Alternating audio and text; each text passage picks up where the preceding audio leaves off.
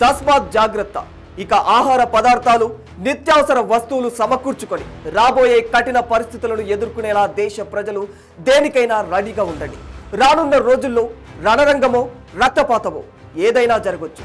దేనికైనా సిద్ధంగా ఉండండి. ఏంటి భయపెడుతున్నా అనుకుంటున్నారా? కానీ పరిస్థితులు చూస్తుంటే కాస్త పదిలంగా ఉండటమే మంచిదనిపిస్తుంది. పహల్గాంలో ఉగ్రవాదుల మారణకాండ తర్వాత భారత్ ప్రతీకారంతో రగిలిపోతోంది. జరుగుతున్న పరిణామాలు హడావుడి చూస్తుంటే దాయాది పాకిస్తాన్ పై సమరానికి సన్నాహాలు చేస్తుందా అనే అనుమానాలు వ్యక్తమవుతున్నాయి.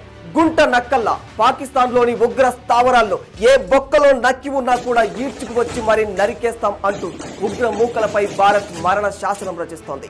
మరి ఎవడు అడ్డు వచ్చినా పాకిస్తాన్తో తాడో పేడో తేల్చుకునేందుకు భారత్ తయారవుతోందా? భూ ఆకాశ మార్గాన తలబడేందుకు అంతుపట్టని వ్యూహాన్ని అంతర్గతంగా రచిస్తోందా? ఉన్నట్టుండి గుట్టు చప్పుడు కాకుండా సైనికుల సెలవుల రద్దు చేయడంతో పాటు ఇప్పటికే సెలవుల్లో ఉన్నవారు తిరిగి హుటాహుటిన రిపోర్ట్ చేయాలని ఆదేశించడం ఆలోచింపజేస్తుందనే చెప్పుకోవచ్చు.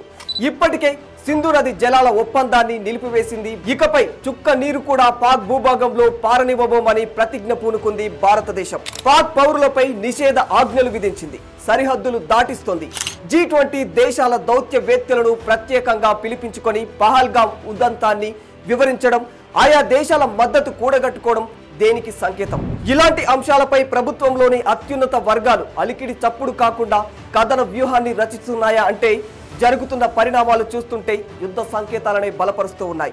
ఒకవేళ భారత్ పాక్ మధ్య యుద్ధమే గనక జరిగితే ఆర్మీ, నేవీ, ఎయిర్ ఫోర్సులలో ఎవరి బలం ఎంత, యుద్ధమే జరిగితే ఎవరు ఎక్కువగా నష్టపోయే ప్రమాదం ఉంది అనే విషయాలు తెలుసుకునే ప్రయత్నం చేద్దాం. అయితే భారత్ పాక్ మధ్య కనిపిస్తున్న యుద్ధ వాతావరణ నేపథ్యంలో ప్రపంచ దేశాల సైనిక శక్తిని అంచనా వేసే గ్లోబల్ ఫైర్ పవర్ ఇండెక్స్ 2025 నివేదికల ప్రకారం భారత్, పాకిస్తాన్ దేశాల సైనిక సామర్థ్యాలను స్పష్టంగా వెల్లడించింది. ఈ నివేదిక ప్రకారం ప్రపంచ సైనిక శక్తి ర్యాంకింగ్స్ లో భారత్ 4వ స్థానంలో ఉంది. ఇక పాకిస్తాన్ 12వ స్థానంలో ఉంది. సైనిక సిబ్బంది విషయంలో భారత్ స్పష్టమైన ఆధిక్యాన్ని కనబరుస్తోంది. భారత్ లో 14,55,550 మంది క్రియాశీలక సైనికులు ఉండగా 11,55,000 మంది రిజర్వ్ సిబ్బంది, 25,27,000 మంది పారామిలిటరీ దళాలు ఉన్నాయి. ఇక ఆర్మీ పరంగా పాకిస్తాన్ విషయానికి వస్తే 65,54,000 మంది క్రియాశీలక సైనికులు మాత్రమే ఉన్నారు. 5,50,000 మంది రిజర్వ్ సిబ్బంది ఉంది. 5 లక్షల మంది పారామిలిటరీ దళాలు ఉన్నారు. ఇక వైమానిక దళాల విషయానికి వస్తే భారత్ వద్ద మొత్తం 2,229 విమానాలు ఉండగా వీటిలో ఫైటర్ ఎయిర్ క్రాఫ్ట్లు 513 ఉన్నాయి. డెడికేటెడ్ అటాక్ ఎయిర్ క్రాఫ్ట్స్ మొత్తం 130, రవాణా కోసం వినియోగించే ఎయిర్ క్రాఫ్ట్స్ 270 ఉన్నాయి. ఇంకా స్పెషల్ మిషన్స్ 74, ఏరియల్ ట్యాంకర్లు 6, ఎయిర్ క్రాఫ్ట్స్ 899, అటాక్ ఎయిర్ క్రాఫ్ట్లు 80 ఉన్నాయి. అదే పాకిస్తాన్ వద్ద మొత్తం 1,399 విమానాలు ఉండగా వీటిలో ఫైటర్ ఎయిర్ క్రాఫ్ట్లు 328, డెడికేటెడ్ అటాక్ ఎయిర్ క్రాఫ్ట్లు 90, రవాణా వ్యవస్థకు సంబంధించి ఎయిర్ క్రాఫ్ట్లు 64, స్పెషల్ మిషన్స్ 27, ఏరియల్ ట్యాంకర్లు 4, ఎయిర్ క్రాఫ్ట్లు 373, అటాక్ ఎయిర్ క్రాఫ్ట్లు 57 ఉన్నాయి. ఇక నౌకాదళ బలం విషయంలో ఇండియన్ నౌకాదళంలో మొత్తం 293 నౌకాదళాలు ఆస్తులుగా ఉండగా అందులో 2 ఎయిర్ క్రాఫ్ట్ క్యారియర్లు, 18 జలాంతర్గాములు, 13 డిజాస్టర్లు, ఫ్రీగేట్స్ 14, చిన్న వార్షిప్లు 18. ఇక పాకిస్తాన్ విషయానికి వస్తే మొత్తం 121 నౌకాదళ ఆస్తులు ఉండగా అందులో జలాంతర్గాములు 8, ఫ్రీగేట్స్ 9, చిన్న వార్షిప్లు 9, మైన్ వార్ఫేర్స్ 3 ఉన్నాయి. ఇక ఎయిర్ క్రాఫ్ట్ క్యారియర్లు, డిజాస్టర్లు ఒక్కటంటే ఒక్కటి కూడా పాకిస్తాన్ దగ్గర లేవనే చెప్పుకోవచ్చు. ఇక భూతల దళాల సామర్థ్యాన్ని పరిశీలిస్తే భారత్ దగ్గర 4,201 యుద్ధ ట్యాంకర్లు ఉన్నాయి. పాకిస్తాన్ దగ్గర ఇవి 2,627 ట్యాంకర్లు ఉన్నాయి. ఆర్ముడ్ వాహనాల సంఖ్య భారత్ దగ్గర 1,48,594 ఉన్నాయి. ఇంకా T-90 భీష్మ, అర్జున్ ట్యాంకర్లు, బ్రహ్మోస్ క్షిపణులు, పినాక రాకెట్ వ్యవస్థ లాంటి అధునాతన వ్యవస్థలను భారత్ కలిగి ఉంది. ఇక పాకిస్తాన్ భూతల దళాల సామర్థ్యాన్ని పరిశీలిస్తే పాకిస్తాన్ దగ్గర 17,516 ఆర్ముడ్ వాహనాలు ఉన్నాయి. 600 మొబైల్ రాకెట్ ప్రొజెక్టర్లు పాకిస్తాన్ దగ్గర ఉన్నాయి. అయితే భారత్ దగ్గర ఇవి 264 మాత్రమే ఉన్నాయి.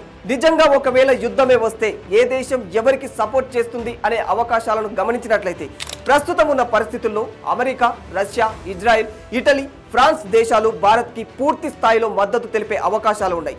చాలా వరకు యూరోపియన్ యూనియన్, అరబ్ దేశాలు కూడా భారత్ కి మద్దతుగా నిలిచే అవకాశాలు ఎక్కువగానే కనిపిస్తూ ఉన్నాయి. ఇక పాకిస్తాన్ విషయానికి వస్తే అరబ్ లీగ్లలో ఒకటో రెండో దేశాలు మినహాయిస్తే ఆ దేశానికి పెద్దగా మద్దతు లేదనే చెప్పుకోవచ్చు. టర్కీ, అజర్బైజాన్, మలేషియా లాంటి దేశాలు పాకిస్తాన్ కి మద్దతుగా నిలిచే అవకాశం ఉంది. ఇప్పుడున్న పరిస్థితుల్లో భారత్ కి పూర్తి వ్యతిరేకంగా పాకిస్తాన్ మద్దతుగా చైనా పనిచేసే అవకాశం లేనట్లే కనిపిస్తుంది. కొద్ది మేరకు ఏమైనా చేస్తే చేయొచ్చేమో కానీ పూర్తి స్థాయిలో మాత్రం పాకిస్తాన్కి సహాయపడే అవకాశం లేదని చెప్పుకోవాలి. ఏదేమైనా ఈ రెండు దేశాల బలాలు చూసిన తర్వాత ఖచ్చితంగా భారత్ బలంగా ఉన్నట్లు క్లియర్గా అర్థమైపోతుంది. అయినా కూడా పాకిస్తాన్ భారత్ పై కయ్యానికి కాలు దువ్వడం సిగ్గుచేటనే చెప్పుకోవాలి. ఇక చరిత్ర చూసుకుంటే 1947 తర్వాత భారత్ పాకిస్తాన్ మధ్య జరిగిన 4 యుద్ధాలలో పాకిస్తాన్ ఒక్కటంటే ఒక్కసారి కూడా గెలవలేకపోయింది. 1947, 1965, 1971, 1999లో జరిగిన అన్ని యుద్ధాలలో భారత్దే పై చేయి. ఇటువంటి చారిత్రక సంఘటనలను విస్మరించి భారత్తో కయ్యానికి కాలు దువ్వడం అనేది పాకిస్తాన్ మతిస్థిమితం లేని వ్యవహారమే అని చెప్పుకోవాలి. ఇప్పటికైనా ఒళ్ళు దగ్గర పెట్టుకొని చారిత్రక పాఠాల నుంచి గుణపాఠాలు నేర్చుకోకపోతే ఇప్పటికే ఆర్థికంగా ఇబ్బందులు ఎదుర్కొంటున్న పాకిస్తాన్ కు పోయే కాలం వచ్చినట్టే అని ప్రపంచ విశ్లేషకులు చెబుతూ ఉన్నారు. చూడాలి మరి ముందు ఏం జరగనుందనేది. For more videos like this, subscribe Big TV channel.